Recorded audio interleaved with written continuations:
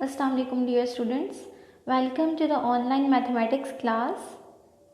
We have started chapter number 7 and today is our 6th lecture. In today's lecture we shall do question number 7, 8, 10 and 11 of exercise 7.3 inshallah. We have question number 7. Show that the midpoints of hypotenuse of a right triangle is equidistant from its vertices. उसने हमें ये कहा हुआ है कि आपने ये show करना है. सबसे पहले हम लेंगे एक राइट ट्राइंगल के हाइपोटेनस का जो मिड पॉइंट है उसको हमने शो करना है कि वो मिड पॉइंट हमारा तीनों वर्टिसेस से, we know that triangle has 3 vertices, वो तीनों वर्टिसेस से इक्विडिस्टेंट है. इक्विडिस्टेंट का मतलब है कि उसका जो हमारा मिड पॉइंट होगा उसका तीनों वर्टिसेस से इक्वल डिस्टेंस होगा.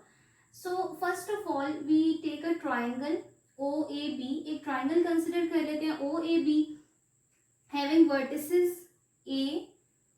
A0 B0 B. क्योंकि आप ये देखें कि यहाँ पे हमने लिया ओरिजिन, ठीक, this is origin, it has vertices 0 0. Origin के जो हमारे वर्टिसेस हैं वो ओरिजिन के जो हमारे कोऑर्डिनेट्स होते हैं वो 0 0 होते हैं. यहाँ पे ओरिजिन के कोऑर्डिनेट्स आ जाएंगे आपके पास 0 0. क्योंकि एक्स एक्सिस है तो यहाँ पे आपके पास एक्स कोऑर्डिनेट की वैल्यू होगी, वो हमारे पास आ रही है A हमने सपोज की है, और वाई कोऑर्डिनेट को हमने 0 लिया हुआ है. और क्योंकि जो आपका वर्टेक्स B है that is lying on Y axis, तो इसलिए आप इसका जो एक्स वाला कोऑर्डिनेट है वो 0 होगा और वाई कोऑर्डिनेट जो है वो आपका आ जाएगा B. Right triangle OAB with vertices A0, origin O 0 0 and B 0 B. AB is the hypotenuse here and we can see that M is the midpoint. यहाँ जो हमने midpoint लिया है वो हमने M लिया है, तो इसको हम चेक कर सकते हैं midpoint फॉर्मूले से. जब आप इसको सॉल्व करेंगे तो ये आपके पास आ जाएगा A plus 0/2 और 0 plus B/2. तो उसको आप देखेंगे कि आपके पास midpoint आ जाएगा A/2 और B/2.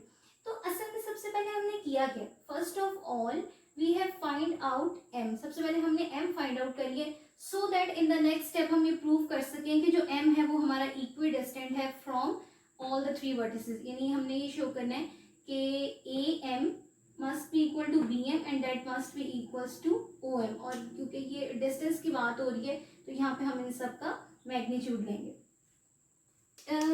First of all we find AM. पहले हम AM वेक्टर फाइंड आउट कर लेंगे, इसी तरह हम BM वेक्टर फाइंड आउट करेंगे और इसी तरह से हम OM वेक्टर फाइंड आउट करेंगे. जब हमके तीनों वेक्टर्स आ जाएंगे तो उसके बाद हम उनका मैग्नीट्यूड कर देंगे. As we know that the formula of AM will be position vector of M minus position vector of A, that is OM minus OA. तो सबसे पहले जो हमारे पास M के कोऑर्डिनेट्स है उसको मैंने in the form of vector लिख लिया. जब आप उन्हीं कोऑर्डिनेट्स को in the form of vector लिखेंगे तो आपके पास आ जाएगा A/2 I cap plus B/2 J.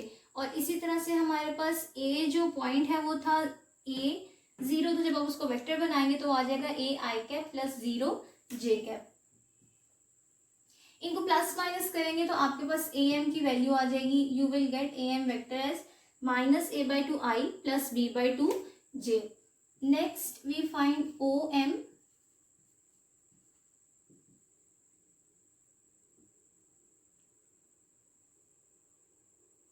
जो है वो आप डायरेक्ट भी लिख सकते हैं, लेकिन अगर आपको यूं इजी लगे तो इसको फाइंड आउट भी किया जा सकता है. क्योंकि हमने हमको ऊपर यूं यूज भी किया तो आप इसको डायरेक्ट भी लिख सकते हैं, दोनों तरह कर सकते हैं. Next we have BM, position vector of M minus position vector of B. M की वैल्यू रखेंगे, position vector of M minus position vector of B, दोनों वैल्यूज का आप आपस में सॉल्व करेंगे तो ये आ जाएगा आपके पास A/2 I minus B/2 J.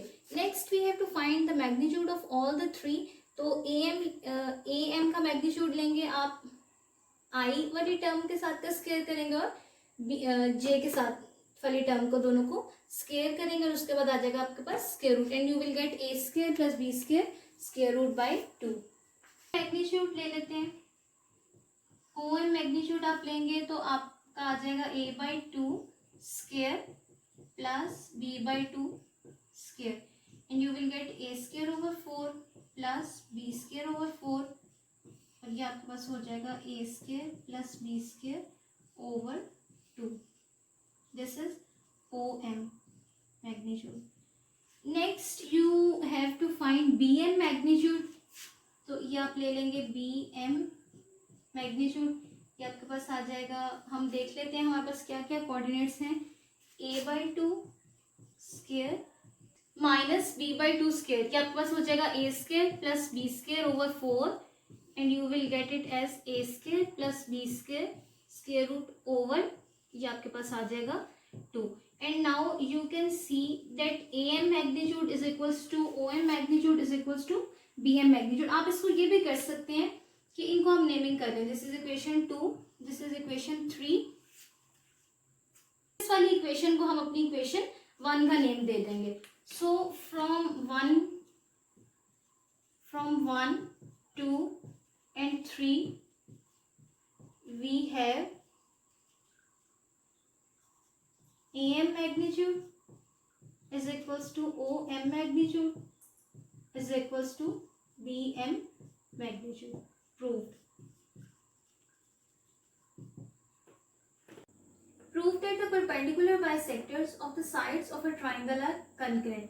हमने ये शो करना है कि जो आपके पास किसी भी ट्राइंगल की साइड्स के परपेंडिकुलर बाइसेक्टर्स होंगे वो कंकरेंट होंगे. तो first of all we see that what are the perpendicular bisectors. Perpendicular bisectors जो हैं आपके पास ऐसी लाइन होगी, जैसे फॉर एग्जांपल मैंने यहाँ पे कह दिया OD is a perpendicular bisector. So here we have two things. एक तो ये होगा इसके बारे में कि ये यहाँ पे AB के ऊपर 90 का एंगल बना रहा है, परपेंडिकुलर होगा इसलिए, और बाइसेक्टर का मतलब है कि ये इसको इक्वल 2 पार्ट्स में डिवाइड भी करे. नेक्स्ट हमने ये देखा कि what is the meaning of concurrent. Concurrent हमारे पास ऐसी लाइंस होंगी, 2 और more lines are said to be concurrent if all they pass through a single point. या अगर हम वेक्टर्स की बात करेंगे तो कह देंगे कि जितने भी अगर हमारे पास अंडर डिस्कशन वेक्टर्स होंगे वह सब एक ही पॉइंट से पास करें. So let's start the solution. We have considered a triangle ABC with vertices. A ले लेते हैं जिसका यूनिट वेक्टर A है, and next is vertex B having unit vector B and vertex C having unit vector C. तो ये हम अपने तीनों वर्टिसेस देख लेंगे, A with unit vector A, B and C. Next हम ये देखेंगे इनके परपेंडिकुलर बाइसेक्टर्स की बात है, और बाइसेक्टर का मतलब मैंने आपको बताया कि 2 इक्वल पार्ट्स में डिवाइड करना है, तो हमें लाजमी तौर पे मिड पॉइंट चाहिए. मिड पॉइंट चाहिए तो हम अपने तीनों मिड पॉइंट्स जो उनको सपोज कर लेते हैं DEF are the mid points.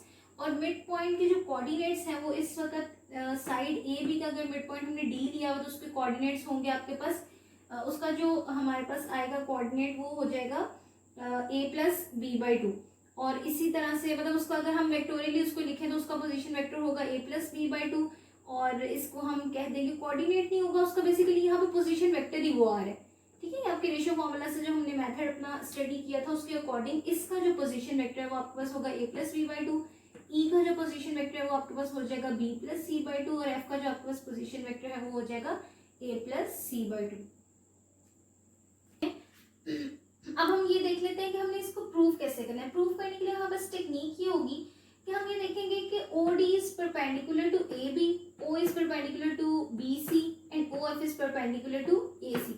हम ये करेंगे कि अगर फॉर एग्जांपल मैं कहती हूँ OD is perpendicular to AB, तो इसका मतलब है OD और AB का जो डॉट प्रोडक्ट है हमारे पास वो 0 आएगा. हम इसको लेके चलेंगे, इसको सॉल्व करेंगे. इसी तरह हम यहाँ से OE और BC के इस रिलेशनशिप को लेके चलेंगे और हम ये प्रूव करेंगे कि इन दोनों को यूज करते हुए हम अपनी थर्ड साइड के लिए इस रिलेशनशिप को डिराइव कर सकते हैं. अगर हम उसको डिराइव करने में कामयाब हो गए तो इसका मतलब है कि हमारे जो तीनों परपेंडिकुलर बाइसेक्टर्स हैं वो एक ही पॉइंट से पास करें, hence they are concurrent. So OD is perpendicular to AB, that is OD dot AB is equals to 0. तो OD की हम वैल्यू रख लेते हैं. Here we have OD is basically the position vector of point D. So here it will be A plus B/2.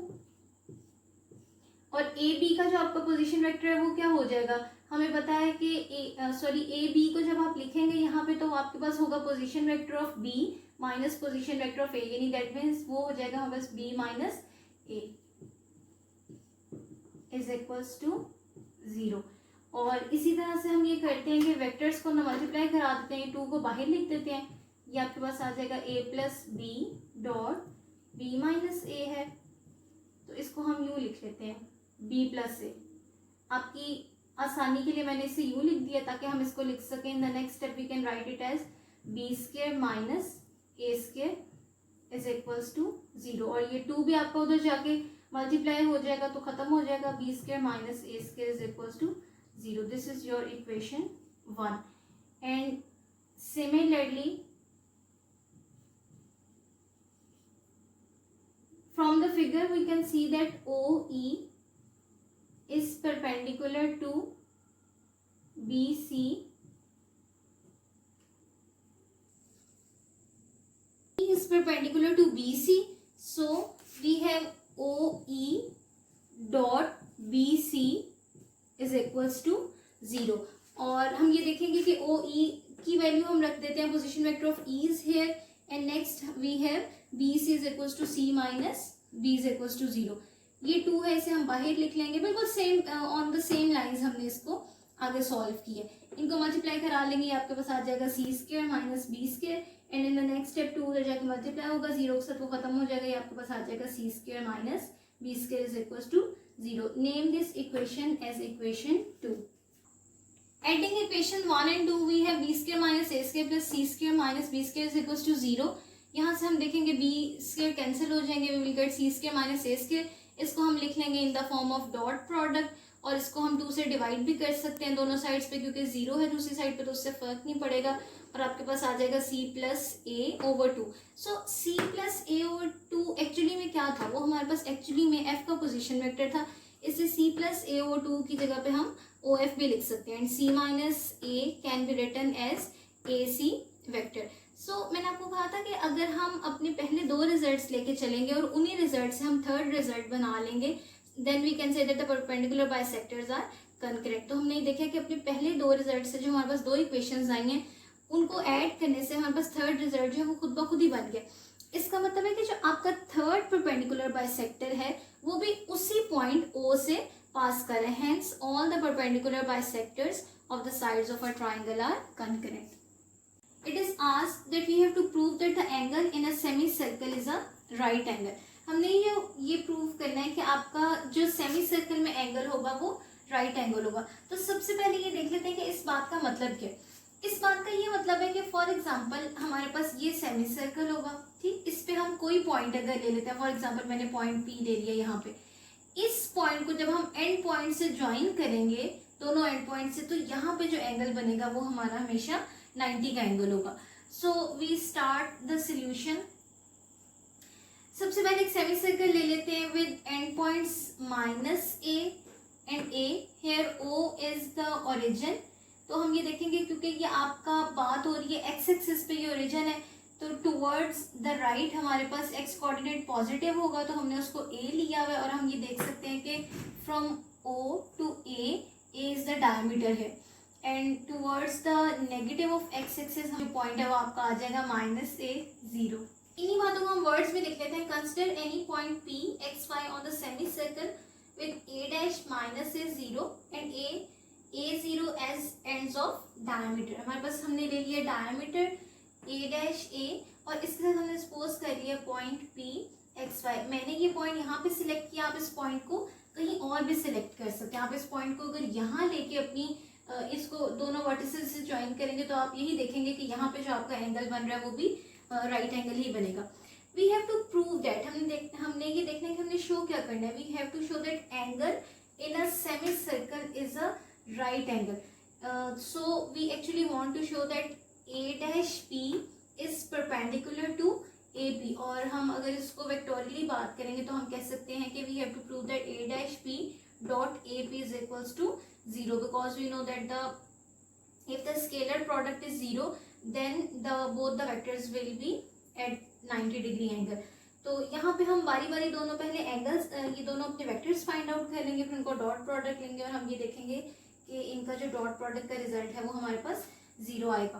First of all find out a dash p. a dash p find out करने के लिए आप करेंगे OP minus OA dash.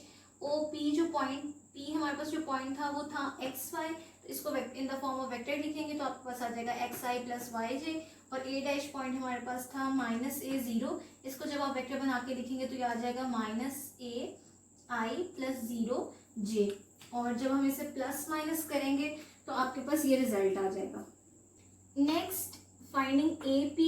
So for AP we have OP minus OA. OP की value रख देंगे, OA की value रख देंगे. उसी तरह पॉइंट A से हम जो है अपना पॉइंट ए से वेक्टर बना लेंगे ओ ए, और ये हमारे पास आ जाएगी value of A P. Now taking dot product of A dash P and A P, we have इन दोनों का डॉट प्रोडक्ट लेंगे. डॉट प्रोडक्ट का आपको तरीका पता है, आपने आई वाले को आई वाले से मल्टीप्लाई कराना होता है और जे वाले को जे से मल्टीप्लाई कराएंगे. इन दोनों को मल्टीप्लाई कराएंगे तो आपके पास आ जाएगा एक्स प्लस ए और एक्स माइनस ए.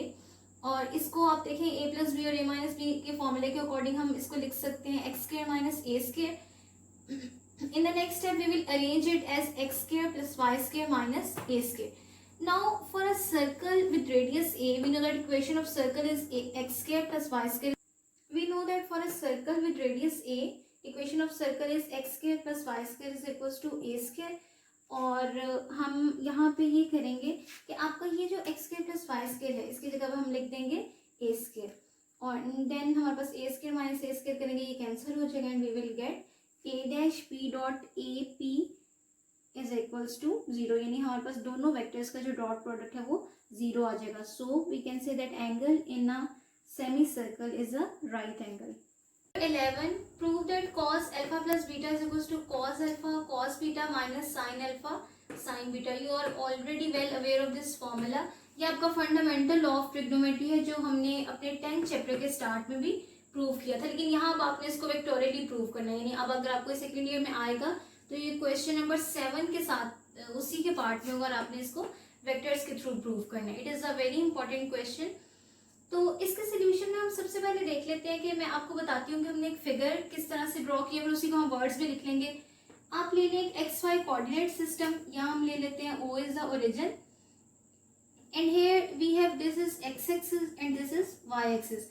हमने एक वेक्टर ले लिया O A that is making angle alpha with a positive x axis and another we have taken another vector OB that is making an angle minus beta with a positive x axis. क्योंकि इसकी direction anti clockwise है कि आपके पास positive होगा और हम देख सकते हैं कि जो बीटा है वो डाउनवर्ड्स आ रहा है दैट इज क्लॉकवाइज, इसलिए वो आ जाएगा आपके पास उसको हम लेंगे माइनस बीटा. लेकिन ओवरऑल जो हमारे पास ओ ए वेक्टर और ओ बी वेक्टर के दरम्यान में जो ओवरऑल एंगल बन रहा है that is alpha plus beta.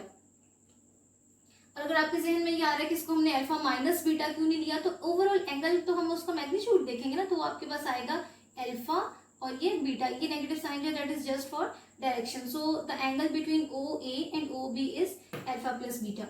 Writing all this description in words, you have let O A and O B are the unit vectors in X Y plane. ये बहुत important चीज है आपकी, यूनिट वेक्टर्स. ठीक है, आप हमने जो वेक्टर्स लिए हैं दैट आर यूनिट वेक्टर्स, इसको भी हम आगे यूज भी करेंगे. In xy plane making angles alpha and minus beta with a positive x axis respectively, so that angle AOB जो है वो हमारे पास क्या आ रहा है अल्फा प्लस बीटा. नाउ हम ये देखते हैं कि जब हम अपना देखते हैं दोनों कोऑर्डिनेट सिस्टम को, रेक्टेंगुलर कोऑर्डिनेट सिस्टम को, पोलर कोऑर्डिनेट सिस्टम को हम जब लिंक करते हैं तो हम देखते हैं x is equals to r cos theta and we have y is equals to r sin theta. So here since the vectors we have considered are the unit vectors, so r जो है हमारे पास उसका magnitude वो 1 होगा and X Y will be r cos theta and r sin theta. यानी जो आपके पास एक्स वाई है that can be written as r cos theta, r sin theta. इसको हम पोलर वाले सिस्टम में, पोलर कोऑर्डिनेट सिस्टम में इस तरह भी लिख सकते हैं. लेकिन क्योंकि आपके पास r1 है इस वक्त, तो so we have x and y as cos theta and simply हम इसको कह सकते हैं cos theta and sin theta. और अगर मैंने आपको वैसे कहना हो कि मेरे पास ओ ए वेक्टर है, O A vector for example मेरे पास आ रहा है एक्स आई कैप प्लस वाई जे कैप, तो हम एक्स की जगह लिख देंगे cos थीटा और वाई की जगह हम लिख देंगे sin theta. So we have taken this vector O A as cos alpha plus sin alpha J, cos alpha I cap plus sin alpha J cap. ये आपको मैंने समझाने के लिए बता दी. अगर आपको ये एक्सप्रेशन डायरेक्ट याद रहता है तो आप बेशक आपको ये करने की जरूरत नहीं, आप इसको डायरेक्ट याद मतलब डायरेक्ट याद भी रख लें और डायरेक्ट इस तरह लिख भी सकते हैं. लेकिन ओवरऑल जो इसकी अंडरस्टैंडिंग है वो यही. अगर आपको यहाँ पर डायरेक्ट याद रहता है तो आप इसको इस स्टेप में यहाँ पे एज इट इज भी लिख सकते हैं. cos alpha I cap plus sin alpha J cap, क्योंकि इस वक्त हमारा अंडर कंसिडरेशन एंगल अल्फा था तो यहाँ पे अल्फा अल्फा आ जाएगा. इसी तरह जब ओ बी की बात होगी तो हमारा बी का जो एंगल बन रहा है that is beta and minus beta actually, तो हम लिख देंगे cos minus beta I plus sine minus beta J cap. And we know that theta cos beta I cap, you know that cos minus theta is equal to cos theta, तो ये आपके पास हो जाएगा cos beta I minus sine beta J, यानी इसका negative जो है बाहर आ जाएगा और इसका नेगेटिव हमारे पास खत्म हो जाएगा। Next taking dot product of O A and O B. Dot product जब आप लेंगे ओ ए की जगह हमने ओ ए की वैल्यू रख देनी है, डॉट आ जाएगा, और ओ बी की जगह पे हम ओ बी की वैल्यू रख देंगे। तो आप ये देखें, सबसे पहले हम लेफ्ट हैंड साइड को देखें। लेफ्ट हैंड साइड में क्या है, O A dot O B. O A dot O B को जब आप ओपन करेंगे तो क्या आएगा, जो आपके पास u डॉट v का फॉर्मूला होता है, u dot v is equal to u magnitude v magnitude cos theta. हम लिखते तो यही है, u magnitude v magnitude cos theta, लेकिन असल में थीटा होता है, थीटा असल में हमारे पास वो एंगल होता है जो u और v के दरमियान में होता है। तो इस वक्त आपने ये देखना है कि हमारे पास आ जाएगा O A magnitude O B magnitude, इसके साथ cos ऑफ दैट एंगल हम लेंगे जो हमारा ओ ए और ओ बी के दरमियान में बन रहा है। तो मैंने स्टार्ट में आपका हाईलाइट कर दिया था, एंगल हमारा ओ ए और ओ बी के दरमियान में जो बनेगा वो होगा आपका अल्फा प्लस बीटा। तो हम यहाँ पे लिख देंगे कि ये हमारे पास आ जाएगा O A magnitude O B magnitude and cos alpha plus beta. And in the right hand side we will simply multiply, I वाले दोनों कंपोनेंट्स मल्टीप्लाई हो जाएंगे और जे वाले दोनों कंपोनेंट्स मल्टीप्लाई हो जाएंगे, और हमारे पास आ जाएगा cos alpha cos beta minus sine alpha sin beta. Since we have considered OA and OB the unit vectors, क्योंकि unit vectors हैं तो इन दोनों का मैग्नीट्यूड हमारे पास क्या होगा, 1 होगा। यहाँ पे हम 1 1 रख देंगे इनकी value, and we will get cos alpha plus beta is equal to cos alpha cos beta minus sine alpha sine beta. यही हमने रिजल्ट जो प्रूव करना था, and it is our required result here. Next example 9 on page 349 is exactly on the same lines. तो आपने जो है उसको खुद अटेम्प्ट करना है बिल्कुल इसी तरह से, इंशाल्लाह उसमें आपको कोई प्रॉब्लम नहीं होगी। तो नेक्स्ट इंशाल्लाह हम अपने नेक्स्ट लेक्चर में कंटिन्यू करेंगे।